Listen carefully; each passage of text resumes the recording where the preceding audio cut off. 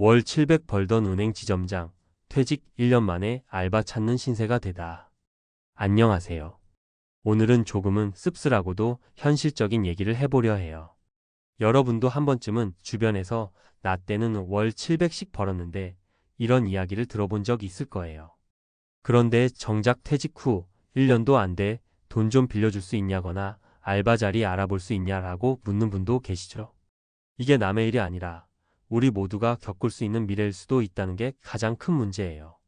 사람들이 은행 지점장이라고 하면 일단 탄탄한 직장, 보장된 정년 이런 이미지를 떠올리기 마련이잖아요. 저도 한때는 은행이라고 하면 굉장히 안정적인 직업이고 지점장쯤 되면 적어도 노후 준비는 든든하게 해놓았겠지 생각했어요. 그런데 현실은 그렇지 않은 경우가 꽤 되더라고요. 명예퇴직, 희망퇴직이라는 이름으로 중도의 회사를 나오는 일이 이제는 흔한 일이 됐으니까요. 오늘 말씀드릴 이야기는 한때는 월 700씩 안정적으로 벌던 은행 지점장 출신분이 퇴직 1년 만에 편의점 아르바이트 자리를 알아보게 된 사연이에요. 물론 모든 사람이 다 이렇게 되는 건 아니지만 미처 준비되지 않은 은퇴가 얼마나 무섭게 다가오는지를 알려주는 대표적인 사례인 것 같아요. 그리고 이 사례만으로는 부족할 수 있으니 제가 알고 지낸 세 분의 비슷한 이야기를 들려드릴까 해요.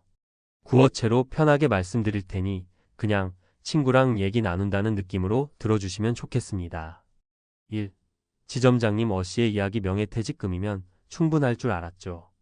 첫 번째 이야기는 바로 위에서 잠깐 언급한 분의 얘기인데 그냥 어씨라고 부를게요. 어씨는 50대 중반까지 은행에서 근무하셨어요. 성실함과 실적을 인정받아서 지점장 자리까지 올랐고 월 700 가까이 받았다고 하니 사회적으로도 꽤 성공한 편이셨죠. 그런데도 희망퇴직 제안이 오자 주변에서 고연봉자일수록 퇴직금이 많이 나오니 얼른 받아라라는 유혹 아닌 유혹을 했다고 해요. 회사 쪽에서도 이제 나가서 하고 싶은 거 하면서 편하게 살아라 이런 식으로 설득했고요. 결국 어씨는 그래 이제 조금 쉬자 하는 마음으로 퇴직을 결정했어요. 퇴직금도 나름 꽤 받았고 게다가 은행에서 평생 몸담으며 얻은 경력과 인맥이 있으니 퇴직 후에도 어련히 일이 주어지겠거니 하고 안심했다고 해요. 문제는 그 어련히가 전혀 이루어지지 않았다는 데 있었죠. 퇴직 후 시작하려던 자영업이 시장 상황이 좋지 않아 금방 접히면서 퇴직금을 여기에 대부분 쏟아붓게 되었어요. 여기에 가족 부양비, 생활비, 혹시나 해서 드러났던 보험료 등등이 매달 빠져나가니 1년도 안 돼서 자금 사정이 급격히 나빠졌어요. 그때부터 주변 지인을 통해 재취업 자리를 알아봤지만 지점장 타이틀보다는 고령자라는 꼬리표가 더 크게 작용하더라고요. 그래서 결국 편의점이나 마트 같은 데서 단기 알바를 알아봐야 하는 상황이 온 거죠. 어씨의 이야기를 들으면서 느낀 점은 생각보다 퇴직금은 적고 생각보다 나가는 돈은 많다는 거였어요. 누구나 노후 계획은 세우지만 실제로 겪어보면 계획대로 흘러가지 않을 수 있다는 거예요. 그리고 무엇보다도 내가 명예롭게 퇴직했다고 해서 그 이후의 삶이 자동으로 보장되는 건 아니구나 싶었죠. 2. 고연봉에 안주했던 B씨 퇴직 후 공백기가 이렇게 무서울 줄 몰랐어요. 두 번째 사례는 B씨의 얘기예요. B씨도 은행 근무 경험이 있는데 지점장까지는 아니었지만 중간 간부급으로 꽤 높은 연봉을 팠던 분이었어요. 그런데 이분은 전혀 다른 이유로 어려움에 빠졌어요. 바로 퇴직 후 공백기를 대비하지 못했다는 점이에요. B씨는 50대 초반에 희망퇴직 제안을 받고 바로 나왔는데 내가 이런 커리어가 있으니 조금 쉬다가 이직하면 되겠지라고 생각했대요. 그리고 곧바로 제주도에 내려가서 한 6개월 정도는 힐링한다고 해변 앞에 숙소 잡고 지냈어요. 여유를 갖는 건 좋은데 문제는 그 사이 경제 상황이나 채용 환경이 계속해서 바뀐다는 거였죠. 돌아와서 정신을 차리고 본격적으로 이력서를 넣기 시작했는데 나이 문제, 경력 문제, 그리고 이전 직장에서 정리해고이 희망퇴직된 사실 등이 복합적으로 작용하면서 생각처럼 일이 잘 구해지지 않았어요. 단 한 번의 공백기가 이렇게 큰 벽이 되리라고는 상상도 못했다는 거예요. 30대 때는 6개월 빈둥거리다 다시 취업해도 별 문제 없겠지라고 생각하지만 50대가 되면 이야기가 달라져요. 고연봉자가 갑자기 아무 일이라도 할게요 라고 해도 회사 입장에서는 그분을 쓰기가 부담스러울 수 있어요. 주변에서는 경력을 살려 컨설팅이라도 해보라고 말했지만 컨설팅 시장 역시 만만치 않아서 인맥 없이는 쉽지 않죠. 결국 B씨는 생각보다 훨씬 낮은 임금으로 파트타임 수준에 가까운 일을 겨우 구했어요. 이 얘기를 들으면서 느낀 건 몸도 마음도 쉬고 싶다면 미리미리 계획적으로 쉬는 시간을 마련해 둬야 한다는 거예요. 쉬고 싶을 때는 그냥 쉬면 되지. 이 마인드는 은퇴 후에는 꽤나 위험할 수 있겠더라고요. 3. 사업 도전에 실패한 CC은행원 경력과 실제 창업은 전혀 달랐어요. 마지막은 CC의 사례인데 이분은 좀 더 과감하게 퇴직 후 바로 개인 사업을 시작하셨어요. 전직 은행 간부 출신이니 자금 조달이나 각종 대출, 재무 관리에 능통하셨죠. 그런데도 비즈니스 아이템 선정에서 크게 한 방을 맞았어요. CC는 평소에 카페 창업을 해보고 싶다고 늘 생각했다고 해요. 요즘 프랜차이즈 카페 많이 생기잖아요. 그래서 퇴직금을 포함한 자금을 꽤 크게 투자해서 번듯한 인테리어 카페를 열었어요. 인맥을 살려서 초반 오픈 이벤트도 하고 지인들이 와서 많이 도와주셨지만 문제는 장기전이었어요. 근처에 경쟁 카페가 새로 생기면서 매출이 예상외로 부진했고 임대료도 부담스럽고 코로나 시기까지 겹쳐서 결국 1년도 못 버티고 매물을 내놓았어요. 아무리 은행에서 재무 업무를 잘했다 해도 자영업 현장은 또 다른 세계더라고요. 월세나 인건비, 그리고 매출 예측 같은 걸 머리로만 계산할 때와 실제로 운영할 때 차이가 엄청 크잖아요. 운이 좋으면 성공하겠지만 그렇지 않으면 순식간에 퇴직금이 날아가 버리는 거죠. 결국 사업을 정리한 후 CC는 더 이상 새로운 도전은 어렵다고 판단해서 큰 폭으로 줄어든 예적금을 기반으로 지금은 소규모 온라인 판매를 하며 근근히 버티고 계세요. 이 얘기를 들으면서 경력이 전부가 아니구나. 특히 창업이란 영역은 더 치밀한 준비가 필요한 거구나 하고 새삼 느끼게 됐어요. 그럼 어떻게 해야 할까? 퇴직금은 보너스가 아니라 미래생활비다. 어시 사례에서 보듯이 퇴직금은 큰 돈처럼 보여도 금방 없어질 수 있어요. 퇴직금은 어디까지나 다음 인생 단계에 쓸 생활비이자 투자금이니까 함부로 한 방에 써버리면 안 돼요. 꼭 써야 한다면 최대한 작은 단위로 위험이 적은 곳에 쓰는 게 안전하죠. 퇴직 후 공백을 최소화하자. B씨처럼 잠깐 쉬고 시작하지라고 방심하다가 그 잠깐이 독이 될 수 있어요. 쉬더라도 어느 정도 재취업 계획이나 수입 대책을 세워놓고 쉬는 게 좋아요. 나이가 들면 들수록 재취업에 드는 시간과 노력이 기하급수적으로 늘어나거든요. 창업은 신중에 신중을 기하자. CC를 보면 아무리 금융권 경력이 탄탄해도 실제 창업은 또 다른 영역이에요. 특히 프랜차이즈나 자영업은 시장 상황, 입지, 마케팅 능력 등 다양한 요소가 맞아떨어져야 성공할 수 있죠. 준비가 미흡하면 퇴직금 전부를 날릴 위험도 커요. 가족과 충분히 상의하고 라이프 스타일을 조정하자. 은퇴 후 생활비가 예전만큼 넉넉하지 않을 가능성이 높아요. 지금의 소비 습관, 주거 형태, 여가 생활 등을 조정하는 건 필수적이에요. 가족과의 협의가 안 되면 혼자만 힘든 게 아니라 가정 전체가 흔들릴 수 있거든요. 평생 학습과 네트워크. 사회가 빠르게 바뀌는데 퇴직했다고 해서 공부나 자기 개발을 멈추면 안 돼요. 새로운 기술이나 시장 흐름을 최소한 파악이라도 하고 있어야 재취업할 때나 창업할 때 유리해지거든요. 또 현직에 있을 때부터 업계나 다양한 분야의 네트워크를 잘 다져놓는 게 정말 중요하다는 걸 많이들 실감하실 거예요. 맺으며 결국 월 700 받던 은행 지점장도 수많은 고연봉자들도 은퇴 후엔 한순간에 상황이 달라질 수 있다는 걸 우리는 주변 사례에서 쉽게 볼 수 있어요. 물론 난 괜찮겠지 하는 마음이 드는 것도 자연스럽지만 실제로 막상 닥치면 정신도 없고 돈도 없고 망연자실하게 되는 거죠. 그래서 저는 이런 이야기를 들을 때마다 노후 준비는 남들이 다 아는 게 정답이라는 생각이 들어요. 즉, 지출을 줄이고 현역일 때 더 많이 저축하고 가능한 한 오랫동안 일을 유지하고 자산을 분산해서 갖고 창업은 최대한 신중하게 접근하라는 그 흔한 조언 말이에요. 그리고 그 흔한 조언을 얼마나 꾸준히 성실하게 지키느냐가 결국 우리의 미래를 바꾼다고 생각해요. 스스로에게 나는 만약 내일 당장 퇴직하라고 하면 한 3년 정도는 어떻게 버틸 수 있을까 하고 물어봐도 좋을 것 같아요. 솔직히 말하면 지금 당장 답이 글쎄 모르겠는데 라면 준비가 부족한 게 맞을 거예요. 하지만 대부분은 에이 그래도 어떻게든 되겠지라고 안심하죠. 어시나 B씨, C씨도 그렇게 생각했을 거라고 봐요. 오늘 이야기가 혹시라도 조금이라도 현실적인 경고이자 귀감이 될 수 있으면 좋겠어요. 은퇴 후 삶에 대한 막연한 낙관보다는 조금 더 현실적이고 철저하게 준비하는 계기가 되시길 바랍니다. 월 700 벌던 은행 지점장도 퇴직 1년 만에 알바를 구해야 하는 세상이니까요. 우리는 모두 언젠가 퇴직을 하게 돼요. 준비된 은퇴는 새로운 시작이 되겠지만 준비되지 않은 은퇴는 고난의 시작이 될 수도 있어요.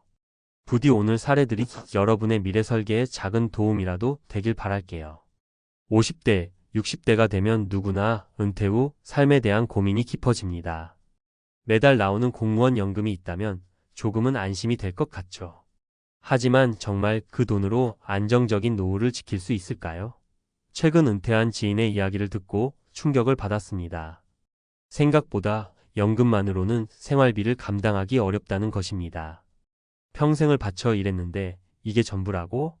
라는 씁쓸한 현실 속에서 우리에게 필요한 것은 막연한 기대가 아닌 냉정한 점검과 준비일지도 모릅니다. 공무원 연금으로 노후를 지킬 수 있나요?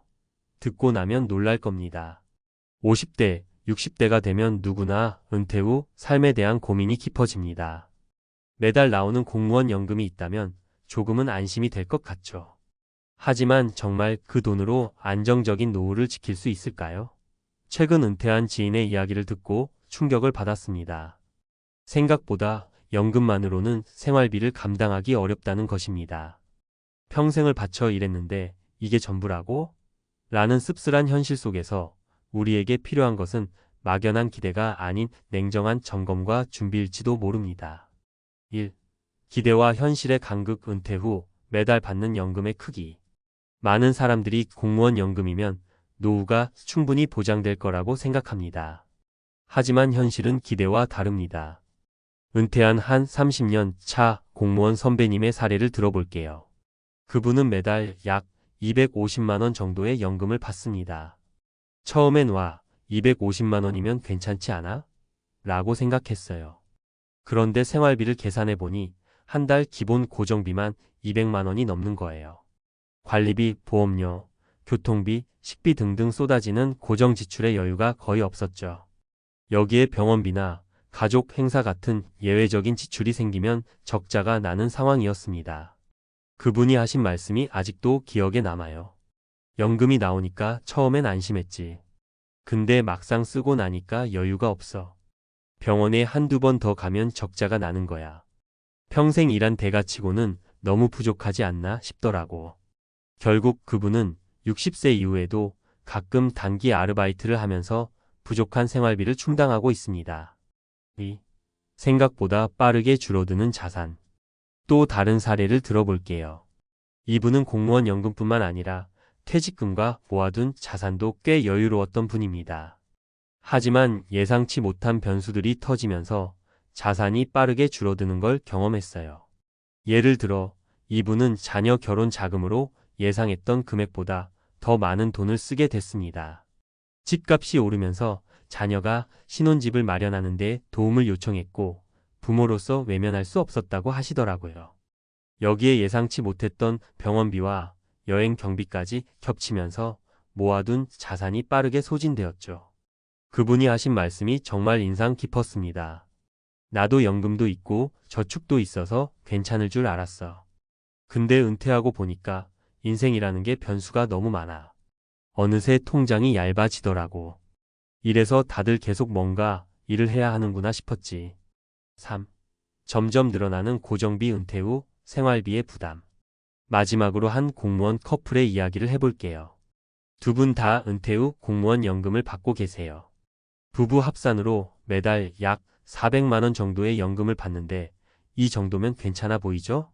그런데 이 부부도 생활비 문제로 스트레스를 받고 있었습니다.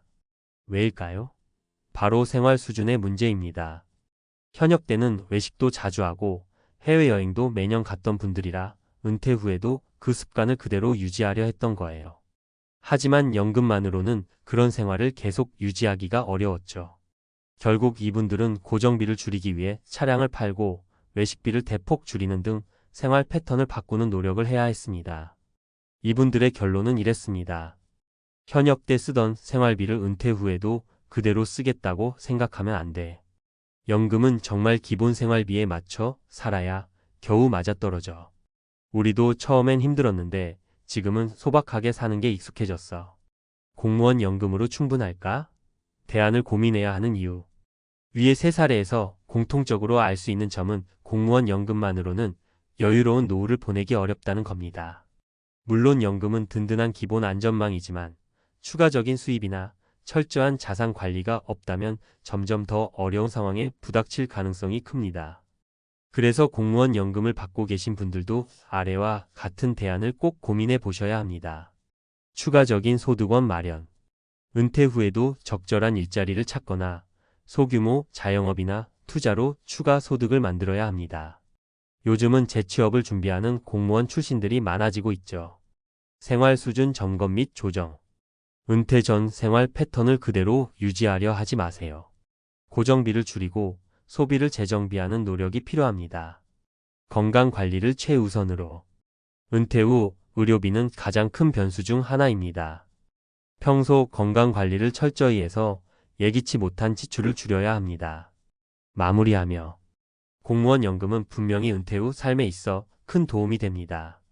하지만 그것만으로는 충분하지 않을 수 있다는 점, 그리고 우리가 예상치 못한 변수들이 많다는 점을 명심해야 합니다. 지금 50대, 60대라면 막연한 안심 대신 구체적인 계획을 세워야 합니다. 노후의 안정은 연금의 크기가 아니라 얼마나 현명하게 준비하느냐에 달려 있습니다. 당신의 노후 어떻게 준비하고 계신가요? 지금이 바로 점검해야 할 때입니다. 공무원 연금 정말 믿을 수 있을까? 전문가가 말하는 노후 준비의 새로운 관점. 공무원 연금이면 노후 걱정 없지 않을까? 많은 사람들이 그렇게 생각합니다. 저 역시 한때 그랬습니다. 하지만 현실은 생각보다 냉정합니다. 이번 글에서는 공무원 연금으로 노후를 대비하려는 분들에게 전문가의 시각으로 몇 가지 현실적인 조언을 드리려 합니다. 구체적인 사례와 실질적인 대안을 통해 진짜로 안정적인 노후를 만드는 법을 함께 고민해 보겠습니다. 공무원 연금 안전망은 맞다. 하지만 그것만으로는 부족하다. 공무원 연금은 노후를 위한 기본적인 안전망 역할을 합니다. 문제는 그것만으로 충분한가 하는 점입니다. 많은 분들이 연금이 든든한 보험이라고 생각하곤 하지만 현재 공무원 연금 제도는 경제적 여건과 인구 구조 변화로 점점 축소되고 있습니다. 한 공무원 퇴직자를 만나본 적이 있습니다. 그는 20년 이상 근무한 후 퇴직해 매달 약 200만 원의 연금을 받는다고 했습니다. 겉으로 보기엔 괜찮아 보였지만 실제 생활비를 계산해 보니 기본 고정비만 매달 180만 원이었습니다. 병원비나 예상치 못한 지출이 생기면 그야말로 적자가 되는 상황이었죠. 그는 말했습니다. 연금은 기본 생활을 유지하는 데 도움은 돼요. 하지만 여유 있는 삶을 기대하면 절대 안 돼요. 예상치 못한 상황에 대비할 방법이 꼭 필요하더라고요. 첫 번째 과제 연금 외에 추가 소득원을 만들어라. 은퇴 후의 경제적 안정은 연금만으로는 부족합니다. 추가적인 소득원이 반드시 필요합니다. 예를 들어 최근 만난 60대 초반의 전직 공무원 어씨는 은퇴 후 자신이 좋아했던 글쓰기를 활용해 프리랜서 콘텐츠 작가로 활동 중입니다. 그는 한 달에 약 50만 원에서 100만 원 정도의 추가 수익을 올리며 이를 생활비, 보안과 여가 활동 자금으로 활용하고 있습니다. 글쓰기가 돈이 될 줄은 몰랐어요. 처음엔 그냥 취미였는데 퇴직 후엔 이게 제 소소한 수입원이 됐죠. 덕분에 연금만으로 빠듯했던 생활에 조금 여유가 생겼어요. 어씨처럼 자신만의 소소한 수입원을 개발하는 건 매우 중요합니다. 이는 꼭 큰 돈을 벌겠다는 목적이 아니라 경제적 안정감과 심리적 여유를 주는 역할을 합니다. 두 번째 과제 소비 패턴을 철저히 재점검하라. 많은 은퇴자들이 범하는 실수가 바로 현역 시절의 소비 패턴을 그대로 유지하려는 겁니다. 은퇴 후에는 소득이 줄어들기 때문에 생활비를 줄이는 노력이 필수입니다. 한 공무원 부부의 사례를 들려드릴게요. 이들은 은퇴 후에도 해외여행과 외식을 즐기며 현역 때와 비슷한 수준의 소비를 이어갔습니다. 하지만 1년 후 그들은 심각한 경제적 위기에 직면했습니다. 연금으로는 매달 고정비를 감당하기조차 어려워진 거죠. 결국 이 부부는 차량을 팔고 집을 작은 곳으로 옮기며 소비 패턴을 대폭 줄였습니다. 지금은 소박한 생활을 하며 안정적인 노후를 보내고 있습니다. 그들의 말이 아직도 기억에 남습니다. 처음엔 우리가 이렇게 살아야 하나 싶었지만 막상 줄이고 나니 여유가 생기더라고요. 이제는 작은 것에서도 행복을 느껴요. 이처럼 은퇴 후에는 생활비를 줄이고 소비를 효율적으로 관리하는 것이 무엇보다 중요합니다. 세 번째 과제, 건강 관리는 최고의 투자다. 노후의 가장 큰 변수 중 하나는 건강입니다. 아무리 연금과 자산이 충분해도 건강이 나빠지면 모든 계획이 무너질 수 있습니다. 실제로 한 은퇴한 공무원 B씨는 은퇴 후 건강검진에서 암 초기 진단을 받았습니다. 다행히 초기에 발견해 큰 비용 없이 치료를 마칠 수 있었지만 그 사건 이후 그는 건강관리를 최우선 과제로 삼게 되었다고 했습니다. 그때 깨달았어요. 건강이 없으면 모든 게 소용없다는 걸요. 지금은 매일 운동하고 먹는 것도 조심하면서 평소 의료비를 아끼려고 노력해요. B씨처럼 건강관리는 은퇴 후 가장 중요한 투자입니다. 꾸준한 운동과 건강한 식습관을 유지해 예기치 못한 의료비 지출을 줄이는 것이 노후 안정의 핵심입니다. 은퇴 후를 위한 실질적인 준비 방안. 그렇다면 공무원 연금 외에도 어떤 준비를 해야 할까요? 아래 세 가지를 제안합니다. 소소한 소득원을 개발하라. 취미를 직업으로 발전시키거나 작은 일이라도 꾸준히 할 수 있는 일을 찾아야 합니다. 요즘은 온라인 플랫폼을 통해 재능을 활용할 기회도 많습니다. 지출을 최소화하라. 은퇴 후에는 소비를 줄이고 고정비를 낮추는 것이 필수입니다. 차를 없애거나 주거비를 줄이는 등 실질적인 방안을 고민해 보세요. 건강 관리를 철저히 하라. 건강이야말로 최고의 자산입니다. 지금 당장 운동을 시작하고 정기적인 건강검진으로 자신을 관리하세요. 마무리하며 공무원 연금은 안정적인 노후를 위한 중요한 기반이지만 그것만으로는 부족합니다. 연금 외 소득원 마련, 소비 패턴 재정비, 그리고 건강관리는 선택이 아니라 필수입니다. 노후의 행복은 연금의 크기가 아니라 준비와 계획에서 온다는 점을 잊지 마세요. 지금 당신은 어떤 준비를 하고 있나요? 늦기 전에 다시 한번 점검해 보시길 바랍니다. 아직도 학교에서 연락 오면 꿈에서라도 다시 출근하는 느낌이에요. 70세에 가까워진 김정희 가명 선생님은 웃으며 그렇게 말했습니다. 30년 넘게 고등학교 교사로 근무하고 정년 퇴직 후엔 간간히 학생들 과외를 도와주기도 했지만 지금은 사람 만나는 게 좋아서 마을 평생학습관에서 일주일에 한 번씩 강의하며 지내십니다. 우리는 종종 공무원이나 교사처럼 안정된 직업군에 있던 분들은 은퇴 후에도 금전적으로 걱정이 없을 거라 생각합니다. 특히 교사 출신은 연금도, 명예도, 여유도 어느 정도 있을 거라고 짐작하죠. 하지만 실제로 이야기를 들어보면 그들도 어떻게 살아야 하나를 늘 고민하고 있다는 걸 알게 됩니다.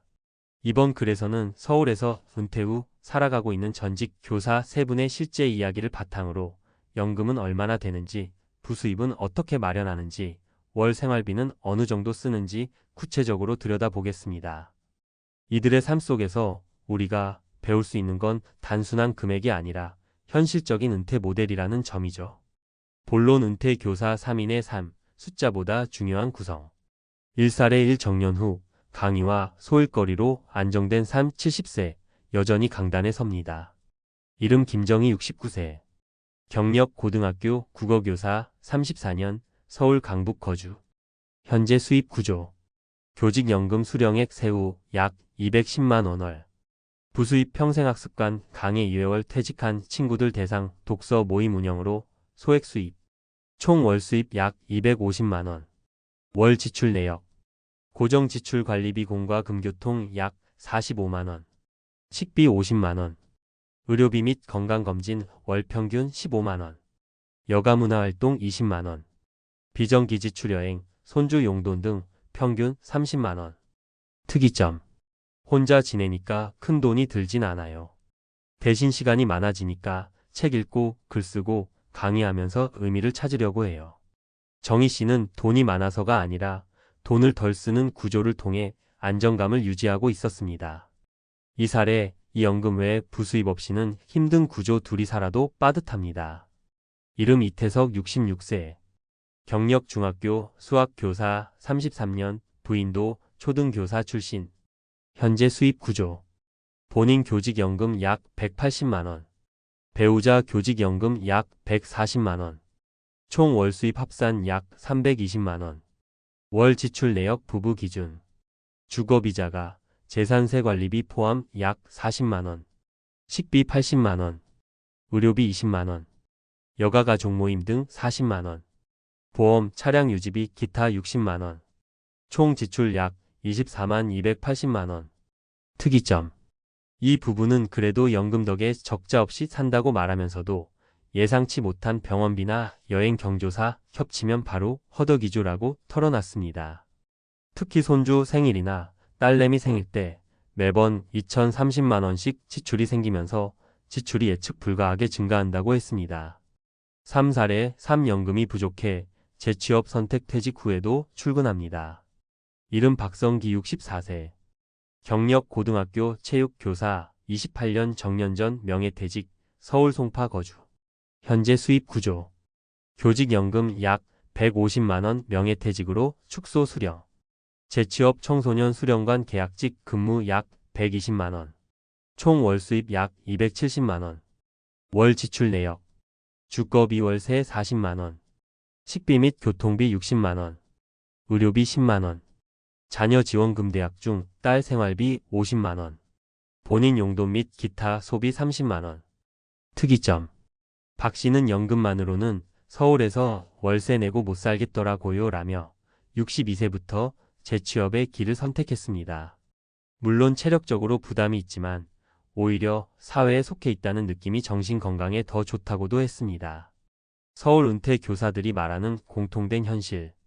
이 세 사람의 사례를 보면 한 가지 공통점이 있습니다. 연금은 분명 도움이 되지만 그것만으로는 부족하다는 사실입니다. 자가 여부가 가장 큰 변수가 됩니다. 자가 보유 시 월 30만 50만원 수준에서 관리 가능하지만 전세나 월세라면 100만원 이상이 추가로 들어갑니다. 부부 합산 연금 300만원 전후여도 외식과 병원비, 경조사 등으로 월 35만 400만원 지출이 흔합니다. 결국 가계부의 유연함과 추가 수입 구조가 실질적인 은퇴 생활의 안정성을 좌우합니다. 전문가 의견. 은퇴 후 서울에서 살려면? 서울시 복지재단 은퇴생활연구팀의 장윤희 연구위원은 이렇게 말합니다. 은퇴 교사의 평균 연금 수령액은 150만 210만원 수준입니다. 자녀 교육비나 주거 비용이 끝난 분들에겐 충분해 보일 수 있지만 여전히 외부 활동과 의료, 가족 지원 등을 고려하면 여유롭다고 하긴 어렵습니다. 가장 현명한 은퇴 모델은 연금 소액 부수입 절제된 지출 구조입니다. 또 한 장 위원은 서울에서 은퇴 후 안정된 삶을 유지하려면 월 25만 300만원 가량의 실수령 자금이 필요하다고 강조합니다. 이 금액을 만들기 위해서라도 퇴직 후 12년은 소득 구조를 다시 짜는 전환기로 삼는 것이 좋다고 조언합니다. 결론, 서울 은퇴 선생님들에게 배울 수 있는 현실 모델. 우리는 더 이상 은퇴 후 놀면서 연금으로 여유롭게라는 낭만적인 그림만 그릴 수 없습니다. 서울이라는 대도시에서 살아가기 위해선 어느 정도의 연금 외에도 사회적 연결과 적당한 활동이 병행되어야 삶의 균형이 맞춰집니다. 연금만으로 버틸 수 없다면 하루 34시간의 일이라도 시작해보자. 소비는 줄이되 삶의 의미까지 줄이지는 말자. 자녀 지원은 한계 설정이 필요하고 부부간월 예산 합의가 중요하다. 정년퇴직 후에도 나답게 살고 있는 이들의 이야기를 통해 우리 각자의 은퇴 모델을 조금 더 현실적으로 설계해보는 건 어떨까요? 연금이 얼마냐 보다 더 중요한 건 그 연금으로 어떤 삶을 설계하느냐입니다. 서울 은퇴 생활의 핵심 변수는 세 가지. 서울에서 은퇴 후 안정적으로 지내기 위한 생활 모델은 단순히 연금의 액수만으로 판단할 수 없습니다.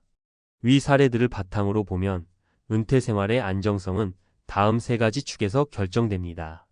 1. 주거 비용의 유무. 서울에서 자가와 전월세의 차이는 생각보다 큽니다.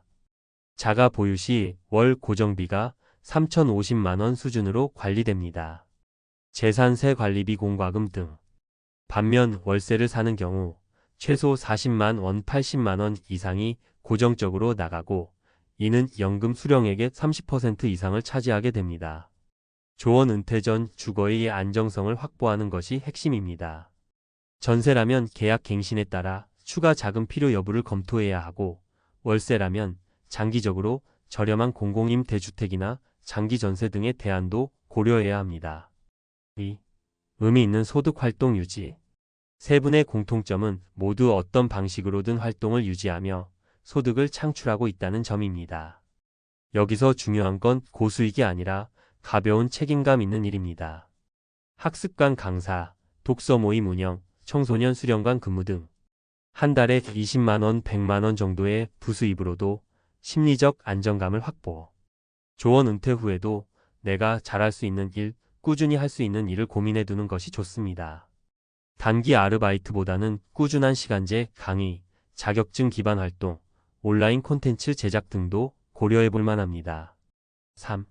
지출 구조의 유연성과 계획. 위 세 사람 모두 공통적으로 언급한 고민이 있습니다. 돈이 남는 건 아니고 계획 안 하고 쓰면 금방 바닥나요. 결국 은퇴 후에도 가계부는 살아 있어야 합니다. 특히 예상치 못한 지출 경조사, 병원비, 차량 유지비 등이 은근히 자주 발생합니다. 조언. 연간 단위 예산을 세우되 비정기 지출 손주, 돌봄비, 병원비 등을 따로 관리하는 것이 효과적입니다. 지출 목표는 줄이는 것이 아니라 지속 가능하게 조절하는 것입니다. 한 달 예산을 고정 비주거, 공과금, 보험, 변동 비식비, 외식, 문화, 비정기 비여행, 경조사로 나눠보세요. 현실적인 서울 은퇴 모델 세 가지. 앞선 교사들의 사례를 바탕으로 각기 다른 상황에 맞는 서울형 은퇴 모델을 간단히 정리해 봅니다. 모델 유형 수입 구조주거 형태 특징. 자연형 연금 200 부수입 50자가 소형 아파트 안정적 여가 중심 생활.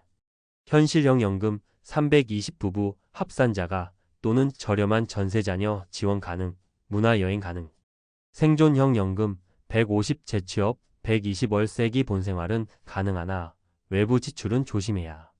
이 표에서 보듯이 연금만으로 여유로운 은퇴를 하기보다는 어떻게 지출을 관리하고 의미 있는 활동을 지속하느냐가 결국 삶의 질을 결정짓습니다. 은퇴 전 반드시 점검해야 할 체크리스트. 아직 은퇴 전이거나 막 은퇴를 준비 중이라면 아래 체크리스트를 점검해 보세요. 주거 안정성 확보 자가 여부, 전세 갱신 계획, 월세 부담 분석.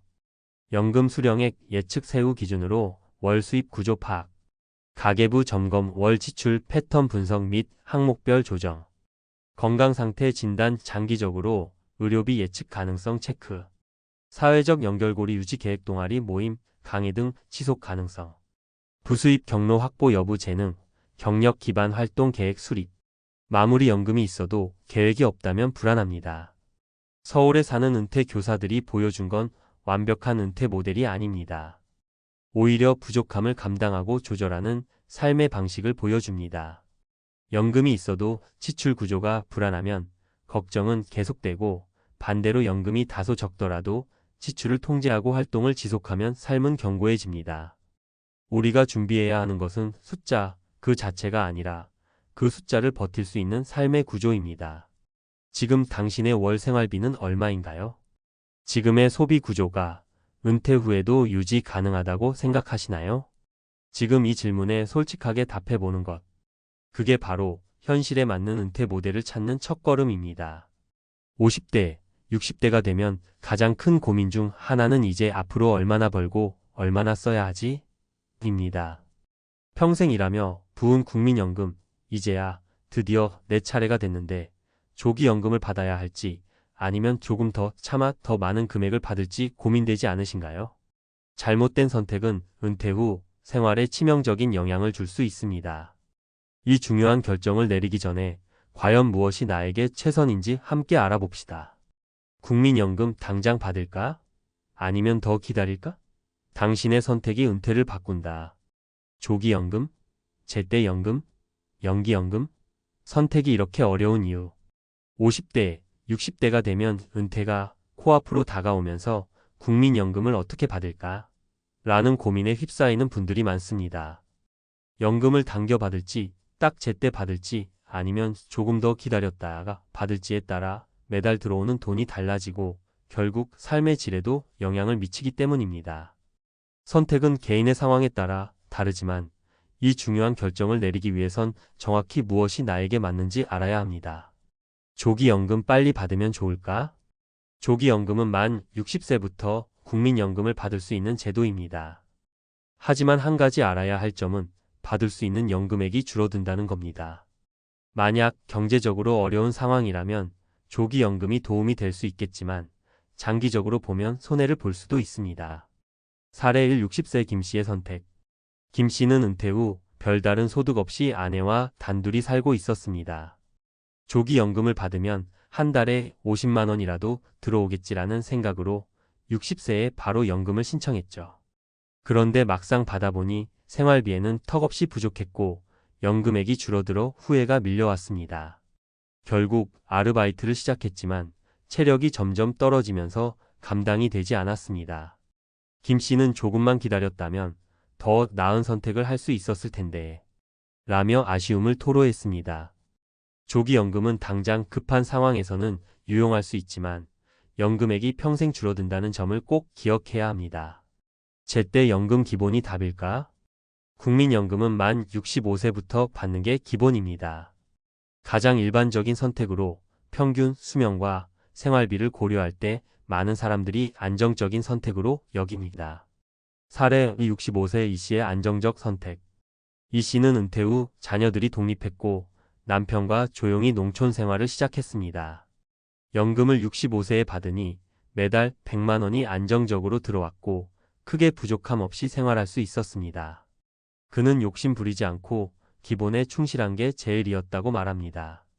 만약 당신이 건강하고 여유로운 은퇴 생활을 원한다면 제때 연금을 받는 선택도 충분히 매력적일 수 있습니다. 하지만 더 나은 선택지가 있다는 걸 아시나요? 연기연금 기다릴수록 더 커지는 혜택. 연기연금은 연금 수령 시기를 최대 5년까지 미뤄 더 많은 금액을 받을 수 있는 제도입니다. 매년 연기할 때마다 연금액이 7.2%씩 늘어나죠. 장기적으로 보면 가장 이득이 될 수 있습니다. 사례 3 70세 박 씨의 전략적 선택. 박 씨는 은퇴 후에도 작은 사업을 운영하며 수입을 이어갔습니다. 국민연금 수령을 미뤄 70세부터 받기로 결정했는데 매달 들어오는 연금액이 140만 원으로 5년 전보다 훨씬 늘어났습니다. 그는 초반엔 조금 힘들었지만 지금은 훨씬 여유롭게 살고 있다며 웃었습니다. 연기연금은 초기 몇 년 동안의 경제적 부담을 감수할 수 있다면 가장 큰 혜택을 얻을 수 있는 선택입니다. 어떤 선택이 나에게 맞을까? 당신의 선택은 경제적 상황, 건강 상태, 그리고 은퇴 후 삶의 계획에 따라 달라집니다. 현재 경제적 상황, 당장 생활비가 급한 상황이라면 조기연금이 도움이 될 수 있지만 장기적인 손해를 감수해야 합니다. 건강 상태와 기대, 수명 건강하게 오래 살 자신이 있다면 연기연금이 더 많은 혜택을 줄 수 있습니다. 추가 소득 여부, 연금을 연기하는 동안 다른 소득원이 있다면 기다리는 전략이 유리할 수 있습니다. 마지막으로 꼭 기억해야 할 점. 국민연금은 단순히 돈이 아니라 당신의 미래를 지탱할 중요한 버팀목입니다. 어떤 선택을 하든 충분히 고민하고 계획한 후 결정해야 합니다. 급한 마음으로 선택하면 후회로 이어질 수 있다는 걸 김 씨의 사례에서 알 수 있었죠. 반면 여유와 전략적인 선택이 박 씨처럼 행복한 은퇴를 만들 수도 있습니다. 이제 당신은 어떤 선택을 하시겠습니까? 국민연금, 당신의 은퇴를 바꿀 가장 중요한 결정입니다. 국민연금, 당신의 선택이 은퇴의 품격을 결정한다. 은퇴가 다가올수록 우리를 괴롭히는 가장 큰 고민 중 하나는 바로 국민연금을 언제 받을지입니다. 조기연금, 제때연금, 연기연금 중 어떤 선택이 나에게 최선일까?